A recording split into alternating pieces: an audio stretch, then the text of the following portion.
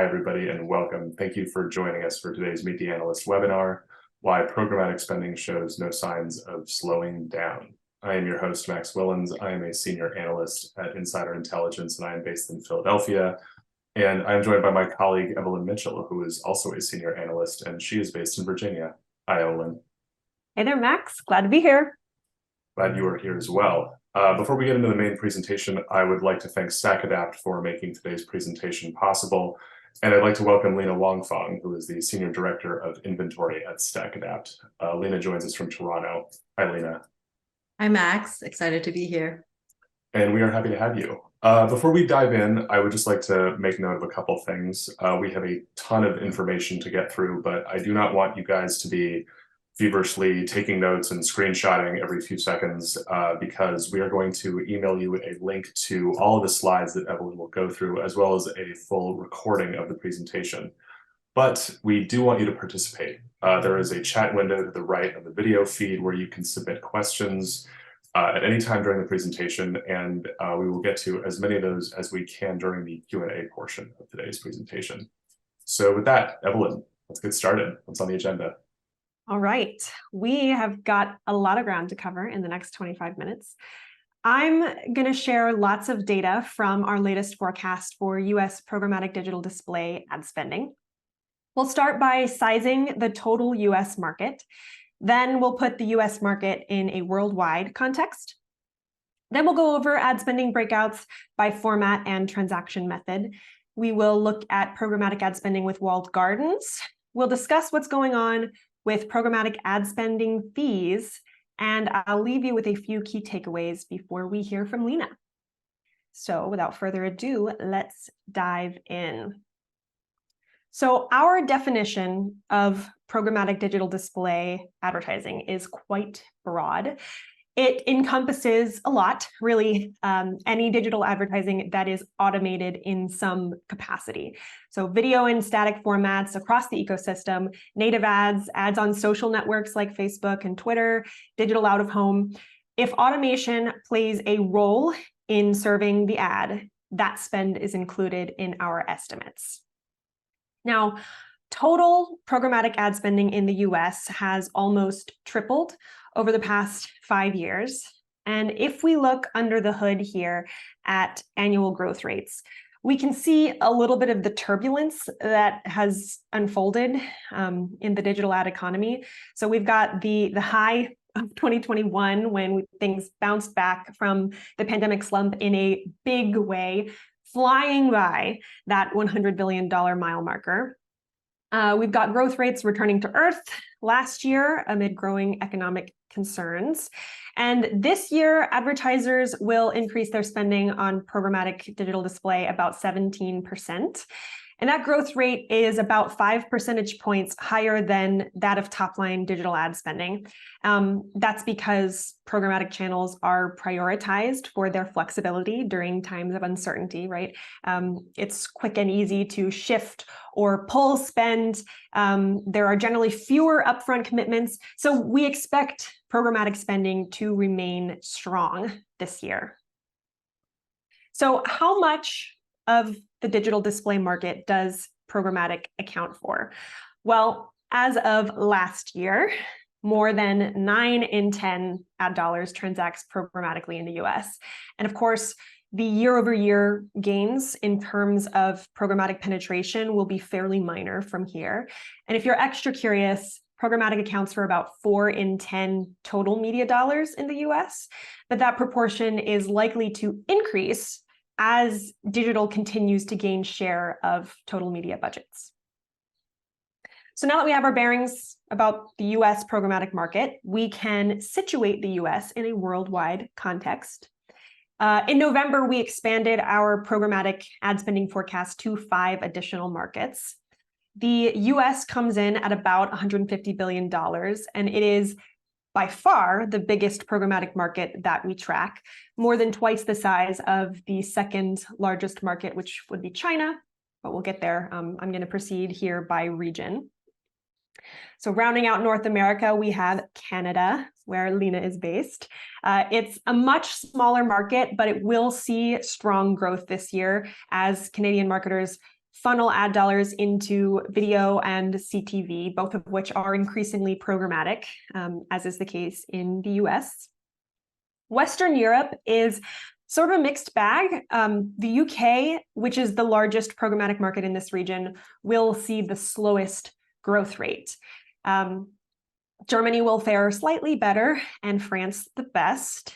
These growth rates are tied to total ad outlays in each country, which are affected to varying degrees by the cost of living and energy crises in this region.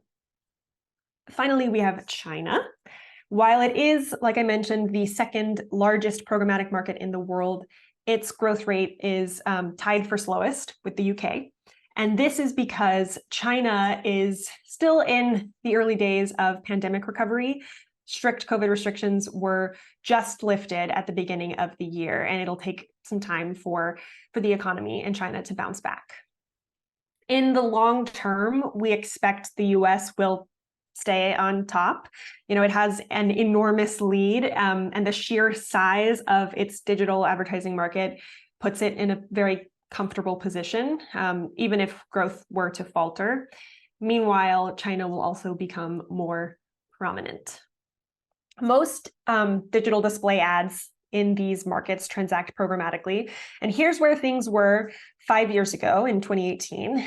Since then, global advertisers have continued to adopt automation. And we see that things have passed that 90% threshold.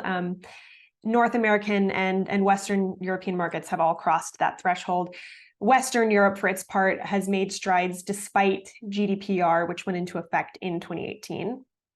China is noticeably lagging here, and that's because it was late to the programmatic party relative to other markets. And despite China's preference for digital, which digital channels will make up over 80% of China's total media spending this year, that's the highest share of any country that we track, it still has yet to reach 90% programmatic penetration of display ad spending.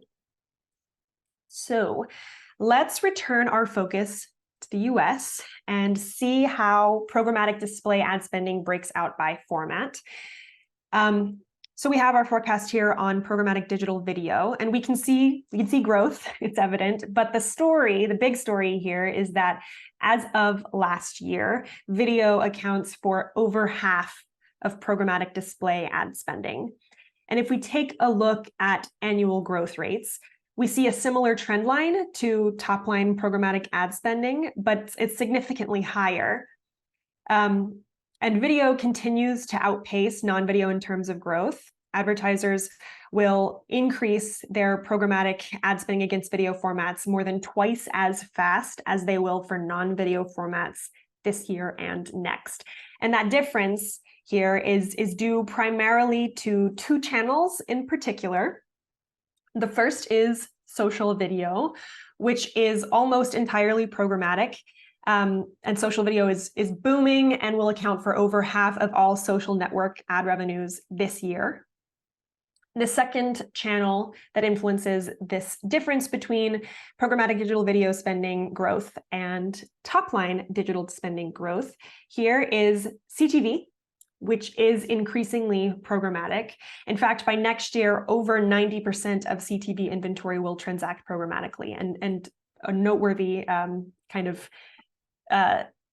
something you should note here about the forecast, our programmatic CTV forecast, is that it does include YouTube. So that does boost our programmatic percentage of CTV ad outlays. But YouTube is connected TV to many advertisers, so that makes sense.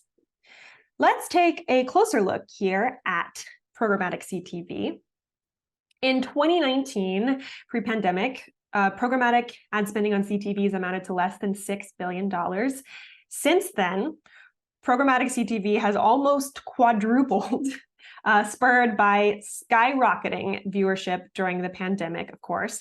And if we look at annual growth rates, we can clearly see what was boosting that programmatic video trend line. While mobile devices do account for most programmatic ad spending, programmatic CTV ad spending will grow more than 1.5 times as fast as programmatic mobile ad spending. I have a question as moderator, and I'm going to take advantage of the fact that I've got audio access. But what do you make of I mean, 30% growth in 22 and 28% growth in 23 is nothing to sneeze at. But what do you make of the drop from the stratospheric growth levels that we saw pre-pandemic, and what do you think accounts for that?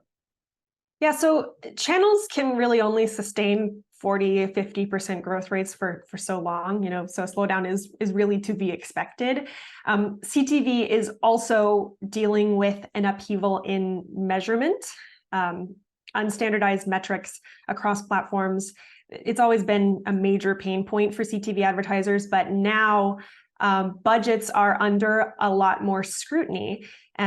And CTV is in many ways more measurable than its linear counterpart. And CTV is growing while linear is not. But measurement chaos is one of the contributing factors here as well. All of that said, like you mentioned, CTV isn't just still growing, it is growing at very healthy rates, and it is one of the biggest drivers of ad spend this year and next. So all this growth has meant that CTV has been steadily gaining share of the overall programmatic spending market. And last year, CTV officially overtook desktop and laptop computers. Big deal. All right, so let's break things down by transaction method, shall we?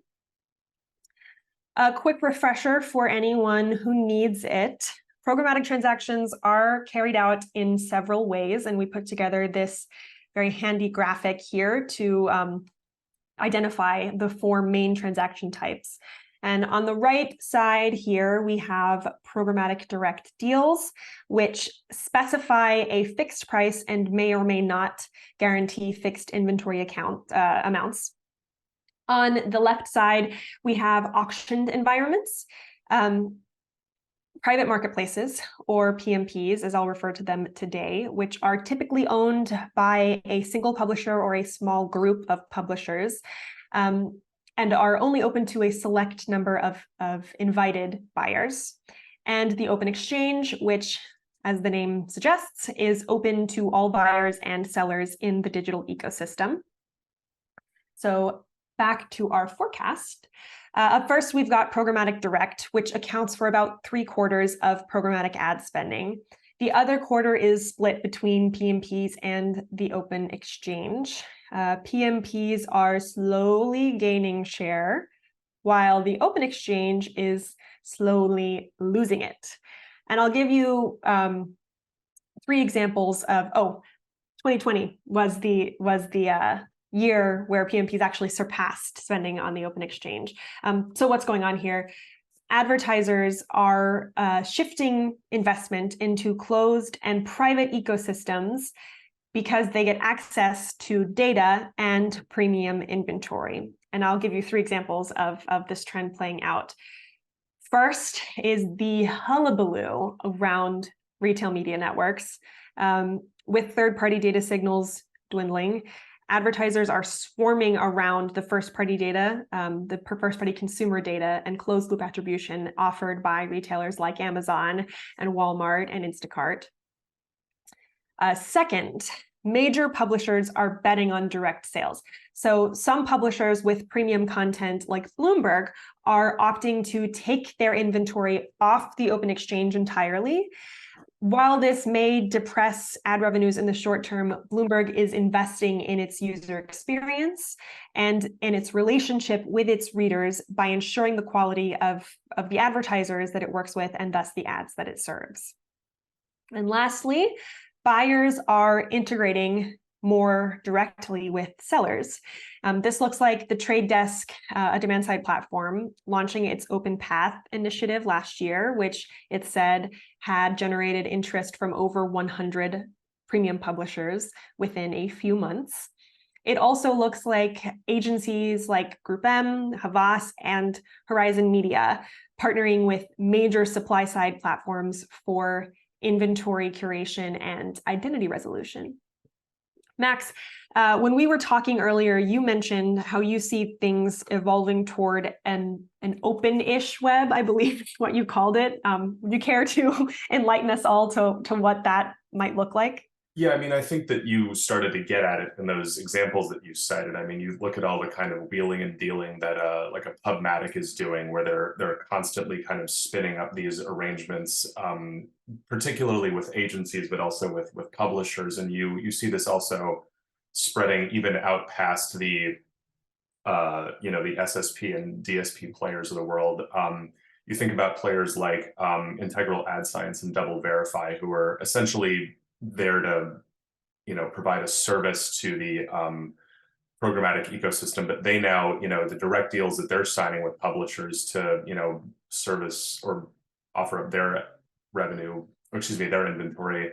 Those are the fastest growing lines of business for both of those verification companies. And so you see more and more of this attempt to a kind of partnership and the again, openish dynamic that creates. I mean, I think we're going to start to see that just intensify, particularly as we move toward the life after third-party cookies, which we'll discuss a little bit later as well. Absolutely.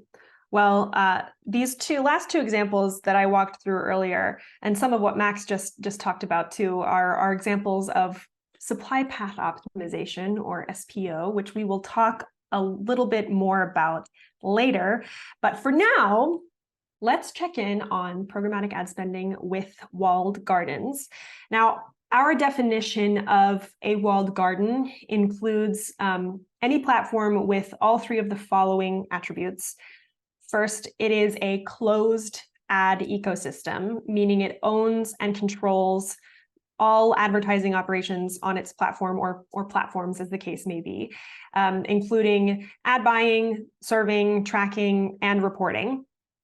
It has exclusive access to its own ad space.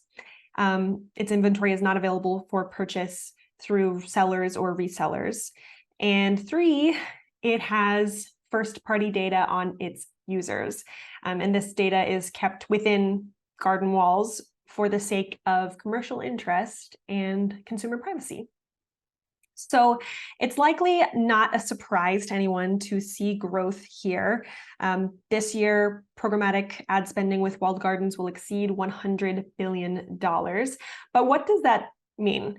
Well, nearly 3/4 of programmatic digital display ad spending will go to walled gardens this year. And walled gardens' share of the programmatic market has increased over the last 5 years. Why? Because advertisers favor closed and private ecosystems for access to data and premium inventory. We talked about it a few slides ago. But what's interesting about this walled garden forecast is that under the hood, advertisers are diversifying investments across more walled gardens. So let's drill down a level here. Meta accounts for less of the pie each year. And that is because Meta's targeting is noticeably less effective post-app tracking transparency, so after Apple's privacy changes were implemented in 2021. And also because audience growth is stagnating, especially on Facebook. Now, due to its scale, Meta still plays an important role in many marketers' media mixes, but its dominance is waning. And of course, some of those ad dollars are going to TikTok. And TikTok has moved from experimental to essential. Its share of the pie is increasing every year, and that is due to its high penetration among younger users. And it has the highest time spent among adult users of any social network. And that means that TikTok has really cemented its place in ad budgets, unless, of course, a potential ban by the US government actually comes to fruition, which we'll cross that bridge when we come to it. And Amazon is expanding its ad business capturing share of the programmatic market as it does. It's already big in display with its retail media network, thanks to its abundance of first-party consumer data. And now it's becoming an even larger player in CTV as it builds out its sports catalog and integrates Freevee more seamlessly into its portfolio. Okay, folks, I got one more chart for you. So let's look at programmatic ad spending fees, otherwise known as the ad tech tax. As programmatic ad spending grows, so too do the fees. However, as a proportion of real-time bidding ad spending, fees are eroding ever so slowly, about 2 percentage points over the last 5 years. And there are a few trends contributing to this. First is identity resolution. So third-party identifiers are going away, and advertisers are prioritizing partnerships that help them navigate that sea change. And they're opting out of partnerships that don't provide clear value. Second, we have consumer data protection. Industry players are prioritizing consumer data protection out of legal obligation, maintaining transparency along supply paths by reducing the number of ad tech intermediaries helps reduce data leakage. And new laws like the California Privacy Rights Act, which went into effect January 1st, are raising the stakes by redefining acceptable contract terms with third parties and then redistributing liabilities for privacy compliance. And finally, sustainability.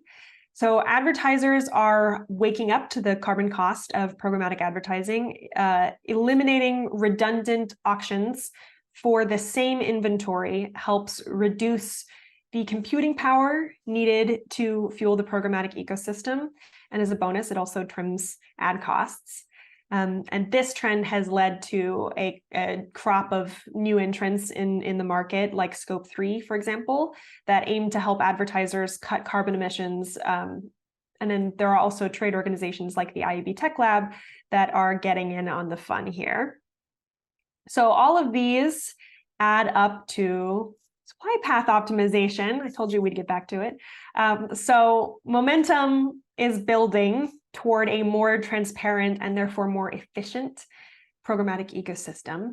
And publishers, which have historically been incentivized to make their inventory available through as many supply paths as possible to boost revenues, will likely start to see demand dry up if they don't fall in line. Max, you studied this landscape from the publisher ad monetization side of things. What are you seeing along the SPO lines here? I think what's so interesting about supply path optimization is that all the stuff that you just laid out is undeniably taking place, but it all feels at this point more like a kid that has spent all afternoon laying out a very elaborate chain of dominoes. But the first and biggest domino that will knock them all down in the dramatic display, which is going to be Google finally getting rid of its support for third-party cookies, hasn't been knocked over yet. And so when you look at the kind of ongoing rise in money going to the ad tech tax, a lot of that is just the buy side continuing to spend on the same old data brokers and intermediaries that define the current spending landscape. And so I think it's possible that starting in 2024 or 2025, I guess, the breakdown of that spending could change quite dramatically. And it's going to be really interesting to see how it goes. Sure is. I know we're all kind of on the edge of our seats waiting to see how it unfolds. All right. I've got a few key takeaways before I pass it back to Max so we can hear from Lina. So how can advertisers get the most out of their programmatic strategies in Q2? Number one is to take advantage of the flexibility to write out any lingering economic uncertainty.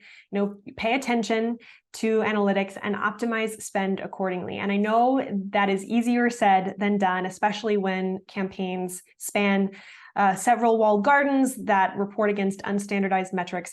But if there's any doubt as to whether something is working, turn it off and observe the effects. If it doesn't move the needle, then the needle won't move.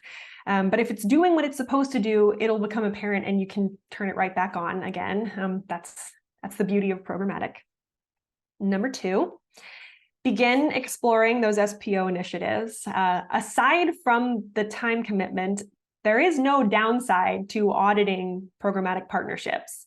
There are very likely cost efficiencies to be found, and there are also new privacy laws in play right now that require a more thorough understanding of who has access to consumer data along the bid stream. And number 3 is continue testing alternative targeting and measurement methods. This is like the perennial key takeaway, and it's really impossible to overstate the importance. You know, we just talked about that first domino being Google eliminating third-party cookies in Chrome. But really, you know, the post-cookie era is already here in many ways. Advertisers are missing out on audiences who use iOS devices or browsers other than Chrome. And even as budgets get tighter, it is imperative to adopt new privacy-first tactics. So with that, Max, will pass it back over to you. That was great, Evelyn. Thank you very much. And before we get to the questions you guys have been submitting, and you've submitted some great ones, please keep them coming. Let's bring back our special guest from StackAdapt, Lina Wangfang, who is again their Senior Director of Inventory. Hi there, Lina. Hey again, Max. So a lot of really interesting stuff in Evelyn's panel, but I want to talk with you a little bit about the Open Exchange. The dynamic between the Open Exchange and PMPs, I think, is really fascinating. When, in your estimation, should one use Open Exchange or PMPs as part of your media strategy? Yeah, so there has been a lot of talk in our industry about how spend on the Open Exchange is decreasing, including in Evelyn's report. And I think there's many things that you have to take into account. So I think when you would want to use Open Exchange is when you need the scale. So for example, if you're doing audience targeting, especially segments that are very niche, it's going to be pretty detrimental to exclude Open Exchange from your buys. Outside of first-party audience deals from publishers, you can usually expect to see a pretty big drop-off in scale once you apply any type of audience targeting. I think Open Exchange, it helps to reduce a lot of the operational burden that you see. So I think as much as we would like to think that programmatic has automated the entire buying process, there is still a human element involved for PMPs. With Open Exchange, you can launch your campaign immediately. And I think we see a lot of price efficiencies in the Open Exchange. Some advertisers have very strict CPM targets that can be impossible to hit strictly with PMPs. On the other hand, there are a lot of times where it does make sense to take a different approach. So for example, as Evelyn mentioned, there are some premium publishers that have entirely removed their inventory from Open Exchange. And a lot of publishers like to keep their marquee ad slots and their audience segments available only via deals. So in that case, you kind of need PMPs in order to get access to those publishers, those ad slots, and their audience.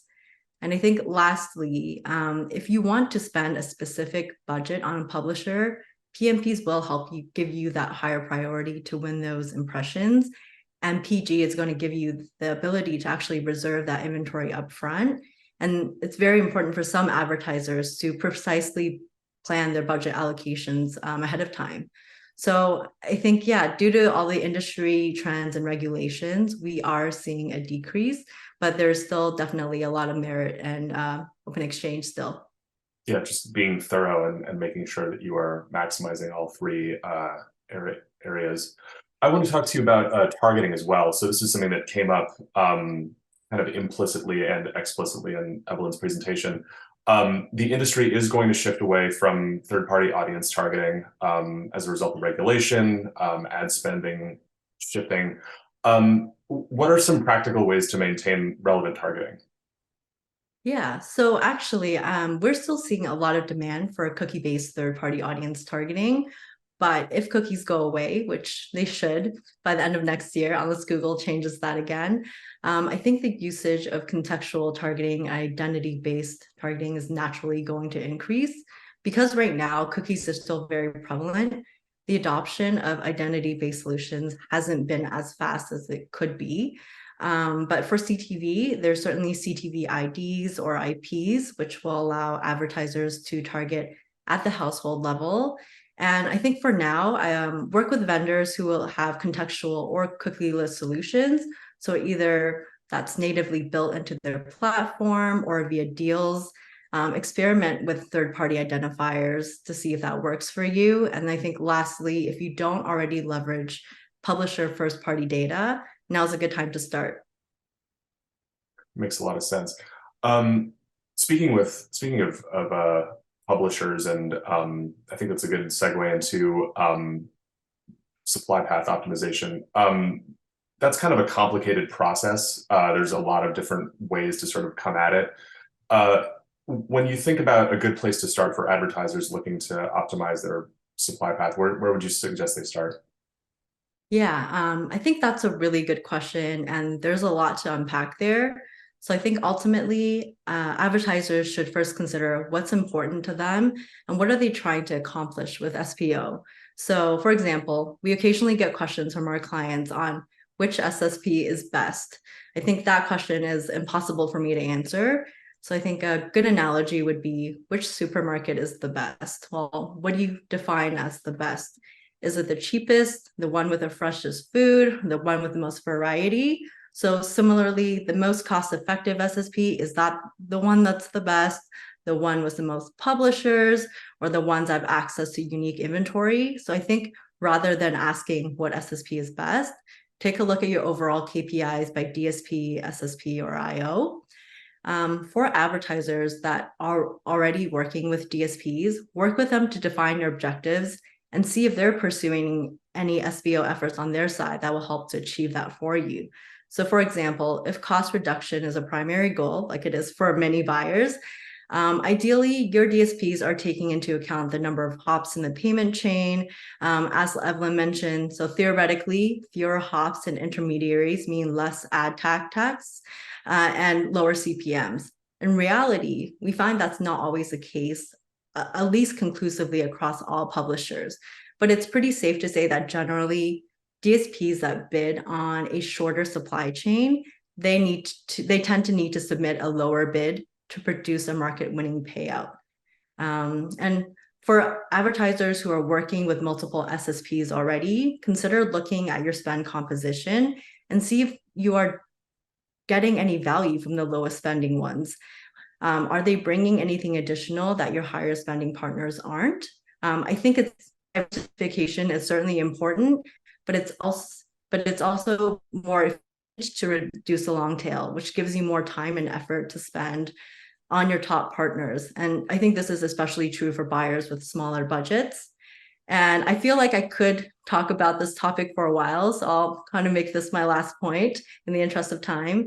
But sustainability in ad tech has become a very hot topic this year. So if that's an objective for you, you want to pick a partner who's conscious of reducing auction duplication, provides you with a way to buy against more direct paths, or doing something that will offset carbon emission from your campaigns.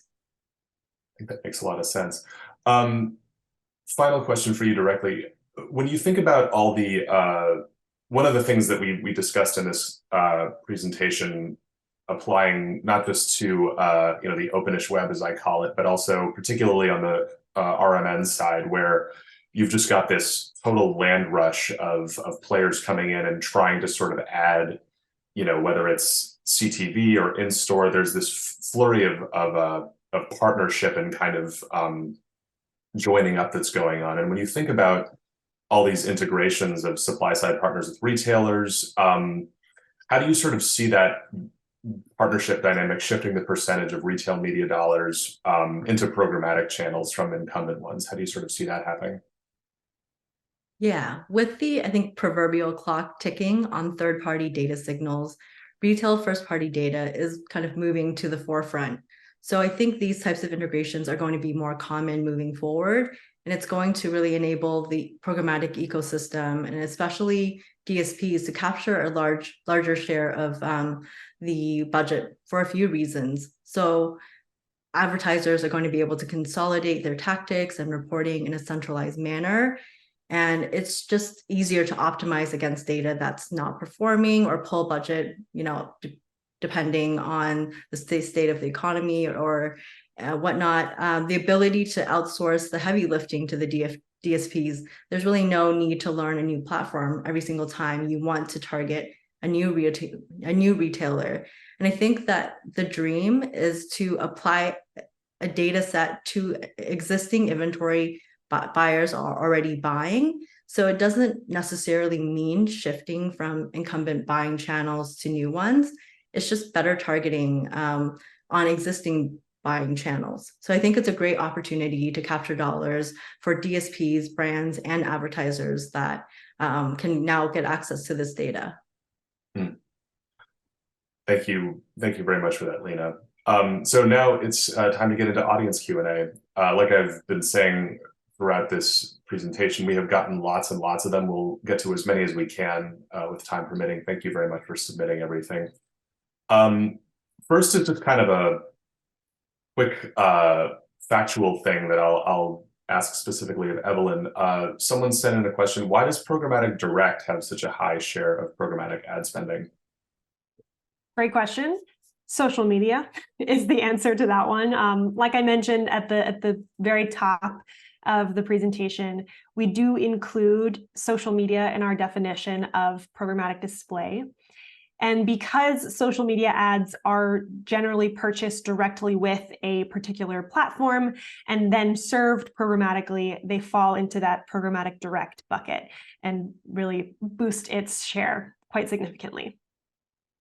So another question, I wasn't the only person to sort of key in on the change in spending projections for programmatic, but one of our audience members asks, do the estimates for 23 and 24 take into account the economic slowdown that a lot of people have been talking about for what feels like almost a year? How much do you think that factors into what we're projecting?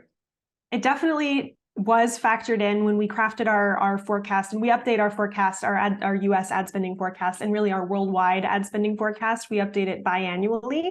So we've been tracking the economic situation very closely, and it has been built into each update of our forecast for as long as it's been in discussion. So in the last 3 updates, we are very close to releasing our next iteration of the ad spending forecast too. So yes, it is included in the 2023 and 2024 ad spending metrics that we just took a look at. But obviously the situation is ever changing, and so that's why we update our forecast so regularly. And things may change when we release our next iteration, but rest assured we are keeping our eye on the matter. Makes a lot of sense. I have a question. I'd love to hear what both you, Evelyn, and you, Lina, think about this. So one audience member asked, what might we expect from brands, advertisers, and agencies as organizations tighten their belts if there is in fact a slowdown? What do you sort of see happening there? Functions being brought in-house, maybe partnerships being reduced or brought down. What do you both see there? I guess I'll ask our guest first. Lina, what do you see there?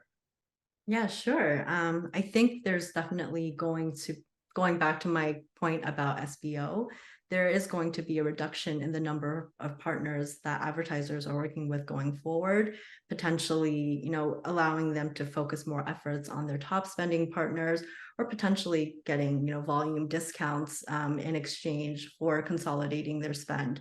So I think generally speaking, we will see a lot of consolidation in spend as the uncertainty continues. Evelyn, what about you?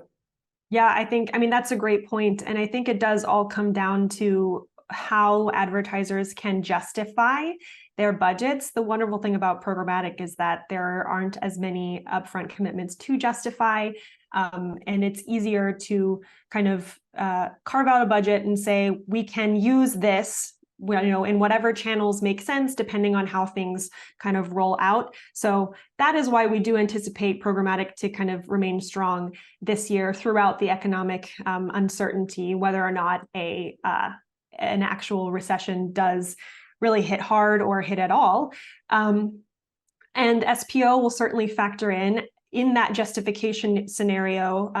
Everyone will be taking a closer look at the working media percentage, and at where those fees are coming from. Are these additional intermediaries really providing not just extra value at all, but the extra value that they say they are providing? So there will be a lot of everyone's going to be under the microscope this year. So we'll start to see strategies evolve depending on how things roll out. But of course, there is still uncertainty about the uncertainty in general. So it's really just a matter of keeping a finger on the pulse here. Yeah, there's nothing quite like uncertainty about uncertainty makes our jobs very difficult. I was curious, this is an interesting one. The idea of cookieless identity solutions is obviously, hard to sort of excite someone about at a dinner party, but it's very, very important in the future of advertising. And it's a crowded market, right? I mean, you look at there's kind of lumiscapes of the cookieless identity solution landscape, and it's crowded, and most people suspect it won't be. I'm curious, what kinds of, or not I'm curious, someone is curious, what kinds of cookieless identity solutions are you seeing with the most uptake at the moment? I guess I'll jump in on this one, and I won't really go too deep here because identity resolution is a topic worthy of its own webinar. And in fact, tomorrow I will be hosting an entire Meet the Analyst webinar on the subject, featuring our very own principal analyst, Paul Verna. So if you want to know more about identity resolution, I encourage you to register for that. But for now, what I'll say is that there has been pretty significant consolidation in the identity resolution space, like you mentioned, Max. Advertisers are experimenting and adopting universal identifiers like UID 2.0, but there are still rightfully concerns about scale. I think Lina mentioned this a little bit earlier. And so probabilistic identifiers are still very much in the mix as well, despite a pretty widespread desire for more deterministic targeting and measurement solutions. But identity solutions really should be evaluated on an advertiser by advertiser basis, and take into account match rates with internal first-party data assets, channel mixes, and of course, each individual advertiser's values when it comes to privacy compliance. So, and another thing I'll mention is that, it's not an identity solution, but contextual targeting, and Lina brought this up as well. It's still in the spotlight, and many contextual solutions are leveraging AI in interesting ways. So if you want to know more, I'll see you tomorrow. What a plug, my goodness. I'm in all seriousness, that's going to be great. Yeah. I'm excited to tune in. We do have time for one more. I will ask it. And it's something that I think encapsulates a lot of issues that we've unpacked and gestured at here. So you often see data floating around out there in digital media circles suggesting that the open internet is where consumers are spending most of their time. So if that's the case, why, both of you, do you think that the open internet is losing its share of the programmatic spending? What do you sort of see being the reasoning for that? I guess, Lina, I'll let you take a swing at that, and then Evelyn, you can close us out. Yeah, and I don't know if I would necessarily say, and Evelyn can definitely feel free to correct me, it's not necessarily that the open internet is losing its share, but it's just that more companies are coming out with their own walled garden. So for example, Amazon has seen tremendous growth over the past few years. Previously maybe it was only like a small fraction of an advertiser's budget. Now it's a significant amount. So it's that more and more retailers, for example, are seeing that there is money to be made here, and they're kind of jumping into this market. But I think, yeah, the open internet, people are still going to continue to spend their time there, and people are going to continue to spend their budgets there. Yeah, to Lina's point, the open exchange, and to use the term that our forecast uses, advertisers are still spending, they're growing their spend on the open exchange year over year. It's just in terms of the broad landscape. If you look at the share of spend going to programmatic direct and to private marketplaces, open exchange is accounting for less of the pie each year, at least in terms of our forecast.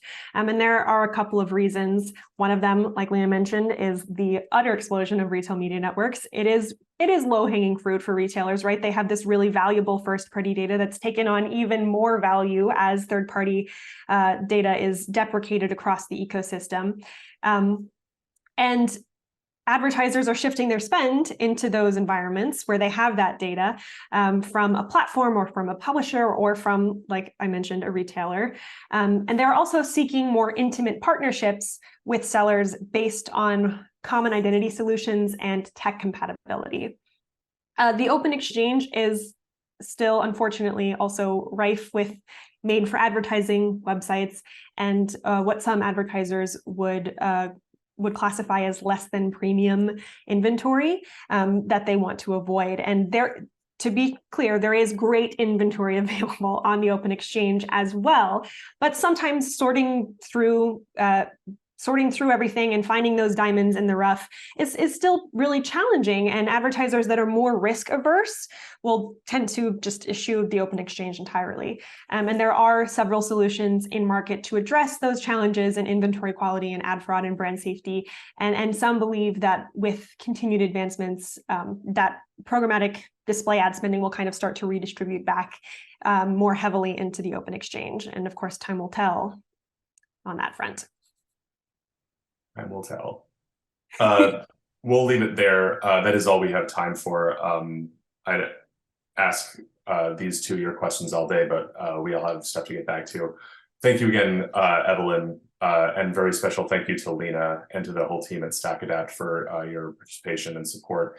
Our eMarketer production crew behind the scenes, they deserve a huge thank you for all the work that they put into making this possible. As promised, you guys will get an email to today's slides as well as a full recording of this session. Keep an eye on your inbox for that. Before we wrap up, I will take a moment to do some plugging myself. This is one of several presentations that we put on regularly. You can register for upcoming live analyst and tech talk webinars at emarketer.com/webinars. On audio, we have a wonderful daily podcast, Behind the Numbers, where you can tune in every day to hear about the latest in not just media, but also retail as well, and e-commerce and lots of other digital sectors. And finally, we have our newsletters. We have a couple of options across retail, finance, digital advertising. There is something for anyone, really and truly. If you haven't signed up, you can do so at emarketer.com/newsletters. Thank you again for joining us, and enjoy the rest of your workday.